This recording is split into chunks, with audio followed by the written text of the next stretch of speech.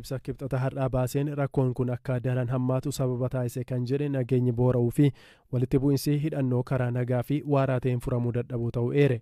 Haala mirgoota namoomaa naannolee Oromiyaa fi Amaaraa keessa jiru hordofaa jiraachuu kan hime koomishinichi keessumaa nama butuu ilaalchisee iyyata qaqqaban irraa ka'uun akkasumas kaka'umsa mataa isaatiin namoota miidhaman maatii namoota miidhamanii ragaalee fi aangawoota mootummaa dubbisuun dhimma kanarratti hordoffii gochaa turuu ibseera. Naannolee Amaaraa fi Oromiyaa keessatti walitti bu'insi hidhannoo bobbulee kanaan wal qabatee bakkeewwan tokko tokkotti sababa seera kabachiisuu fi caasaan mootummaa laafee jiruuf gochi humnoota hidhatanii fi gareewwan saamichaaf gurmaa'aniin akkasumas qaamolee nageenyaa mootummaa tokko tokkoon namoota nagaa butuun hammaate akka itti fufee fi babal'achaa jiru qorannoo kun mirkaneesseera jedhe. Warri nama butan kunneen yeroo hedduu namoonni wayita imalarra jiran yeroo tokko ammoo mana jireenyaa isaanii yookaan bakka hojii isaanii butanii bakka hin beekamnetti geessuun gadhiisuuf maallaqa guddaa gaafachuu ibse. Koomishiniin mirgoota namoomaa Itiyoophiyaa namoonni maallaqa kaffaluu hin dandeenye baay'een ajjechaa dabalatee sarbamni mirgoota namoomaa baay'een irratti raawwatameera jedhe. Nama butanii fudhachuun kun yeroo baay'ee akka madda galiitti kan fudhatame ta'uu irra deddeebiin bifa gurmaa'ee fi bal'inaan kan raawwatamu darbee ammoo haaloo ba'uuf akkasumas kaayyoo siyaasaaf yookaan nama butame biraa gadhiisisuuf kan raawwatamu ta'uu qorannoo gaggeesse irraa hubadheera jedhe. Koomishinichi gochi kun mirgootaa fi bilisummaa bu'uuraa namoota nagaa keessumaa mirga lubbuun jiraachuu nagaan jiraachuu qabeenya horachuu fi bakka tokko gara bakka biraatti socho'uu kan dhorkedha. Kana malees maatii namoota butamanii irraan ammoo miidhaa qorqalbii fi dinagdee hamaa kan geessisu akkasumas yeroo dheeraaf sodaa fi dhiphina keessa akka jiraatan kan godhu ta'us himeera. Dabalataanis dubartoonni butaman gochaawwan dirqisiisanii gudeedamuu fi miidhaa saalaa birootiif saaxilamu. Nageenya hawaasaa fi mirgoota hawaasummaa dinagdee fi siyaasaa akkasumas kabajamuu olaantummaa seeraa irrattis miidhaan ni qabaatu olaanaadha jedhe. Akka ibsa koomishinii mirgoota namoomaa kanaatti muuxannoo biyyoota biroorraa akka hubachuun danda'amutti maallaqni bifa kanaan argamu meeshaa waraanaa bituuf ooluu waan danda'uuf walitti bu'insa jiru dheeressuu akkasumas marii walitti bu'insichaaf fala waaraa barbaadu keessatti gufuu ta'uu danda'a jechuun akeekkachiiseera. Koomishinichi gabaasa isaa kana keessatti namoota nagaa bakka garaagaraatti butaman akka agarsiistuutti kan kaase yoo ta'u nageenya namoota butamanii jiranii fi maatii isaaniif jecha maqaa isaanii ifa gochuurraaf qusateera. Ji'a darbe Itoophiyaa keessatti maallaqa argachuuf jecha namoota nagaa fi barattoota butuun akka dhaabbatu Itoophiyaatti ambaasaaddarri Ameerikaa Hervin Masingaa waamicha taasisanii ture. Waggoota muraasa darban eegale keessumaa naannoo Oromiyaa fi Amaara keessatti namoota ugguranii qarshii gaafachuun hawaasa keessatti yaaddoo uumeera. Aanuun daandiin qilleensaa Itoophiyaa balalii gara Eertiraa taasifamu guyyaa Eertiraan dhorkaa keessa dura dabarsuun imala addaan kutuu beeksise. Murtoo kanaaf waan sababa tahees ibsa hojii gaggeessaan olaanaa dhaabbatichaa obbo Masfin Xaasoo kennaniin hubachiiseera. የመጀመሪያው ማርች 26 2024 ላይ አንድ ደብዳቤ ደረሰን yeroo duraaf gaafa bitootessa 24 bara 2024 xalayaan jalqabaa abbaa taayitaa siivil aviyeeshinii Eertiraa irraa nu qaqqabe. Xalayaan sunis shaanxaan imaltoota Eertiraa wajjiniin hin dhufuu jedha. Yeroo hunda shaanxaa fi imalaan waliin hin dhufu. Kanaaf imaltoota lakkoofsaan baay'ee ta'aniif beenyaa kaffaluu qabduu jedha. Nutis deebifnee deebii kennine. Namoonni shaanxaan isaanii boodatti hafe kunneen tarree maqaa fi mallattoon addaa shaanxaa isaanii nuuf haa kennamuuti nuti beenyaa gaafatan ni kenninaa jenne. Ergasii maqaan namootaa nutti ergame hin jiru. Xalayaadhuma sanarratti isa torbeetti si'a 14 balalii taasifnu gara 10tti hir'achuu akkasumas balaliin kunneen xiyyaarota xixiqqaadhaan qofa akka taasifaman xalayaa sanarratti dhorkaa kaa'an. Nuti beellama akka nuuf kennan gaafanne. Isaan garuu tasuma eeyyamamoo waan hin turreef otoo isaan hin dubbisne hafne. Daandiin qilleensaa Itoophiyaa fulbaana 30 irraa qabee balaliin gara Asmaraa taasisu akka dhorkamu ta'us sababa isaa osoo hin eeriin xalayaa nuuf ergan. Maaliif murtoo kana akka dabarsan bilbilaan isaan gaafachuuf yaallee hin arganne. Xalayaa barreessinee beellama qabachuudhaaf sadarkuma kootti illee al 3 ergineerra. Deebii tokko illee hin arganne. በእኔ ደረጃ 3 ጊዜ ልከናል አንድም ምላሽ አልሰጡንም.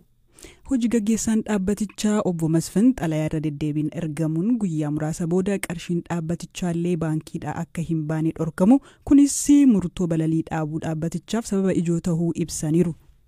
ጁላይ 25 ከአራት ቀን በኋላ አስመራ ጣቢያ ያለው የኢትዮጵያ አየር መንገድ ተወካይ gaafa adoolessa 25 guyyaa 4 booda bakka bu'aan daandii xiyyaaraa Itoophiyaa maallaqa gurgurtaarraa argame baankii kaa'uu gaafa deemu kaa'uun dhorkine garuu maallaqicha gara Itoophiyaa akka hin geessine dhorkamtaniittuu jedhan. Akkamiin jennee yoo gaafannu xalayaa abbaan taayitaa siivil aviyeeshiniin Eertiraa Itoophiyaa barreesse koppii isaa nu ergan. Innis baankichi maallaqa gara Itoophiyaa akka hin dabarsine ajaja. Baankichi ajaja mana murtiitiin alatti maallaqni qabamuu hin danda'u. Nu gadhiisuu qabdu jennee gaafanne. Baankichi siivil aviyeeshinicha wajjiniin dubbadhaa jedhe. Ergasii baatii tokkoof maallaqa baasuu hin dandeenye. Gaafa adoolessa 31 bakka bu'aan daandii qilleensaa Itoophiyaa maallaqa galchuudhaaf gaafa baankicha deemu baankichi herreegni keessan guutumaan guututti dhorkameera kaffaltii biyya keessaafis fayyadamuu hin dandeessanii kaawwachuu qofadha dandeessu jedhan. Maallaqa gurgurtaa tikkeetti irraa sassaabne balalii xiyyaarotaaf illee kaffaltii raawwachuu hin dandeenyu taanaan balalii itti fufuu hin dandeenyu. Haala kanaan balalii irraa qabee dhaabuudhaaf dirqamneerra. በረራውን ዛሬ ጀምሮ ለማቆም ተገደናል። Dochanii nama hatuu kana dura biyyoota adda addaa keessatti beekamu amma magaalaa Finfinnee fi magaalota gurguddoo Itoophiyaa keessatti illee taatee guyyaa guyyaan dhaga'amu ta'aa dhufeera. Namoonni garii hanna akkasii hojii falfalaatii yoo jedhan kaan isaanii immoo wanti akkasii jiraachuu isaayyuu hin amananii. Dhimmi kun qabatamaan maali? Hakiimni maal jedhu? Waayilli keenyi Darajjee Gonfaa gabaasa qindeessee qaba.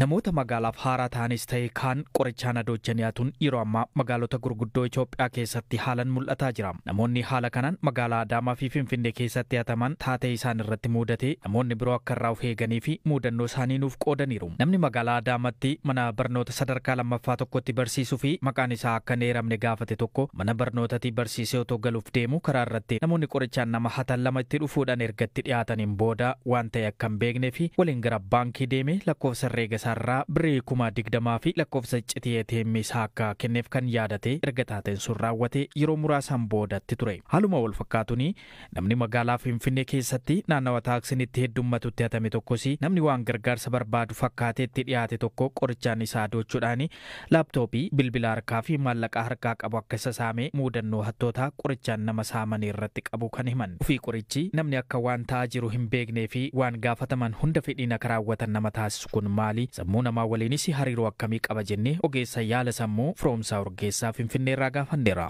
Qoricha iskoopoloomaayeen jedhamudha. Qorichi kun gosa mukaa sanyiin isaa daaturaa jedhamurraa kan qophaa'udha. Yeroo fudhatamee jedhee sammuu namaa irratti jijjiirama kan geessuu fi kutaa narvii dhaamsa daddabarsituu asetaayil kolaayin jedhamurratti dhiibbaa geessisuu kan danda'uu fi haalataa kutaan kun ittiin hojjetu irratti dhiibbaa geessisuu kan danda'udha jechuudha. Qoricha iskoopoloomaayeen kana of eeggannoo fi to'annoo jalatti yaala fayyaa garagaraatiif yeroon itti fayyadamamu ni mul'ata. Fakkeenyaaf namoonni geejjiba garagaraa fayyadamuudhaan karaa yeroo deemanii jedhan balaqqama yookiin ol deebisa akkasumas lollooja ittisuudhaaf qoricha fudhatamuudha.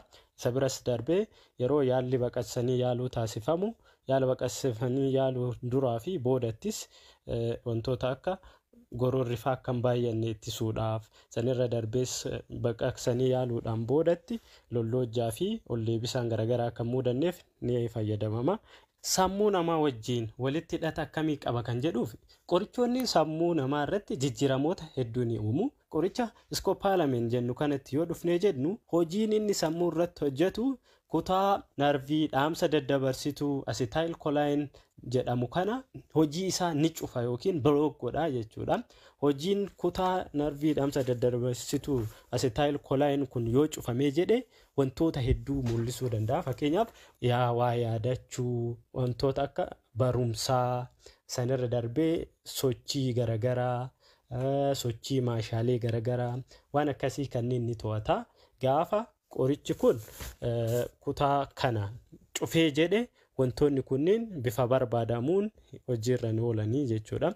Kanaaf kutaa kanarratti hojii kutaa kanatti hojjetamu jijjiiruudhaan sammuu keessatti jijjiirama fiduu ni danda'a. Akka ogeessichi jedhanitti namoonni qoricha kanaan yakka adda addaa raawwatan kunneen tooftaalee adda addaa fayyadamuudhaan namatti dhiyaachuudhaan qorichi kun karaa afaanii fi funyaanii yookaan nyaata fi dhugaatii akka gara qaama namaa seenu taasisu jedhan. Namaa namatti garaagarummaa qabaatus irra caalatti namni qoricha kanaan miidhame mallattoolee adda addaa akka agarsiisan eeruudhaan salphumatti gowwoomfamuu fi waan hattoonni raawwadhu jedhaniin diduu dadhabuun ammoo saamicha kanaaf kan nama saaxilu ta'uudha kan eeran. Hanna gosa kanaa guutumaa guutuutti ofirraa ittisuun waan rakkisuufis tooftaa hanna kanaa irratti hawaasni hubannoo argachuudhaan of eeggachuun karaalee carraa hanna akkasiittiin xiqqeessan ta'uu BBC'tti himanii jiru ogeessi. Ashama qayyamtoota daawwattoota keenya oolmaa guyyaa lamaan kana kaleef dheengadda oduu ijoo qabanne isin dhiyaannee jira. Akkuma beekamu Soomaaliyaa lolli wal gaarreeffannaan Soomaaliyaa fi Itoophiyaa jidduu jiru daranuu akka malee hammaatee jira. Yeroo ammaan tana Somaalilaandiin karaa bishaan baharaatiin baharaa barbaadettee gaaffii dhiyeesseef irraa kan ka'uudhaan Itoophiyaan Somaalilaandiidhaaf biyyeettee beekamtii warraa kanuudha. Itti aansuudhaan inni biraa ammoo Somaalilaandiin akkamitti ajajama jedhan alatti karaa Somaalilaandiirraan bishaan karaa harkachuu dandeessu kan jiru yeroo ammaan tanaatti dorgommii lolli hamaan kan gaggeeffamaa jirudha. Hamaa wal qabatee yeroo akkuma beekamu pirezidaantiin Soomaaliyaadhaa imbaasii Itoophiyaa hundaa baay'ee firaayuudhaan Tiyaansee waraana Amisoonii kan achi mootummaa Soomaaliyaa achi nageenya Soomaaliyaa eegaa jiru hunda akka godhanii baafamee ture. Yeroo ammaa kanatti mootummaan Soomaaliyaadhaa akkamiin wanti kun ta'a Itoophiyaan biyya keessa galtee biyya bakka lamatti qoodu deemti jechuudhaan karaa yeroo takka karaa naannoo Isaayyaas Eertiraa deemee achitti Isaayyaas wajjin marii garagaraa geessee akka hunda leenjii garagaraa godhatu. Isaan malees yeroo biraas karaa biyya Turkii deemee nageenya daangaa eegee jechuudhaan waraana Turkiillee kan buustee doonii irratti buusaa nageenya Soomaaliyaa eeguutti itti jirtudha. Inni biraa immoo inni Ijiptiin mootummaan Hassan Sheekh Ali kan pirezidaantii Soomaaliyaa Ijiptii deemuudhaan sababa Ijiptii fi Itoophiyaan lola siyaasaa bishaan Abbaay kana irraa qabdii yaada jiruun wal gaarreeffannaa garagaraa tureef carraa kana fayyadamuun yeroo hedduu yaada Ijiptii deemuudhaan biyya kiyya daangaa waraanaa kottuu seenee waraana wal lolchuudhaaf tajaajila garagaraa hunda akka waliin goone jechuudhaan mariisee ture. Mariisee yeroo adda gaggeeffamee ture amma yeroo ammaan kanatti mariin Ijiptii fi Soomaaliyaa waliin godhan ifatti waraana kan erganidha. Ijiptiin waraana hedduu karaa magaalaa Soomaaliyaa galchuudhaan sammallee xiyyaaraan kan galchite. Yeroo ammaan kana ammoo haalli deemaa jiru Soomaaliyaan waraana Ijiptii daangaa Itoophiyaa fi Soomaaliyaa gidduu buusuudhaan tarkaanfii takka mootummaan Itoophiyaa yookaan as daangaa seenu taate dhaawaadhaa jettee labsee jirti. Kanumatti aansuudhaan mootummaan Itoophiyaadhaa kan duraan tuffatee ture yeroo ammaan tana Ijiptii miti nuti addunyaa warri faranjiidhaa kan akka Xaaliyaanii fi Ingiliis dhufanii nu koloneeffachuudhaaf hin dadhabanii nuti Itoophiyaa waan taate hin beektanii Itoophiyaan jechuun biyya gootaa biyya faranjii nu gabroonfachuu dadhabdeedha jechuun gama lamaanitu yaadannoo garagaraa gaggeessaa kan jiranidha. Haaluma beekamu yeroo ammaan tana mootummaan Itoophiyaalleen waraana garagaraa kan deemaa jiruuf qophii gaasisaa ture guyyaa dabre leengaddaa saales abjiin leenjii waraanaa waraanni hundinuu xiqqaan guddaa qophaa'u qaba jechuudhaan waraanni xaabiin takkaanfiin takka kan eegalamu taanaan Ijiptii fi maanoo qabattee jechuudhaan mootummaa Soomaaliyaadhaa isin dhabamsiine jechuudhaan dhaadannoon garagaraa yeroo ammaan tanaatti gaggeeffamaa jira. Haalli ammaan tana yeroo ammaan tana deemaa jiru guyyaa lamaan dabree Itoophiyaalleen mootummaa Hargeysaadhaatiif duraan qoonsiileetti kan ergitee turte dippiloomaasii turte guyyaa dheengaddaa karaa imbaasii guutuu akka biyya beekamtee guutuu argamtutti imbaasii hidhattee ergitee turte. Imbaasii Itoophiyaadhaa Soomaaliyaan Hargeysaatti ergitee waan kana ta'uudhaan Soomaaliyaan illee hedduu waan gammaddeef sababa Ijiptii waraana Soomaaliyaa buustee jirtu jechuuf daangaa bishaanii guutumaa guututti mootummaan Itoophiyaa akka kontiroolee daangaa Soomaalilaandii gaggeessu Itoophiyaadhaaf dabarsite. Yeroo ammaan tanatti mootummaan Somalilandiin Hargeysa uummata isaa waraana isaa kan gara kuma kudhan immoo 20 jedhamaa hin beekamu. Yeroo ammaa kanatti Somaaliyaa Itoophiyaan kan leenjisaa jirtudha. Kana malees waraanni Itoophiyaadhaa hedduun kan Somalilaandii Hargeysatti bu'anii jiruu fi karaa baharaatis harkachaa jiru. Yeroo ammaa kanatti wal dorgommiin siyaasaa maaltu deemaa jira, maaltu isaa jira kan jiru yeroo ammaatti waan adda addaa deemaa jira. Kanaaf uummanni Itoophiyaadhaa yeroo ammaa wanni biyyaa dhuftutti lolli saba naannoo waan jireef biyyaa dursa waan ta'eef akka biyyaatti dhaabbannee tokko taanee walola diinaa ni injifannaa ni mo'annaa injifannoon Itoophiyaadhaaf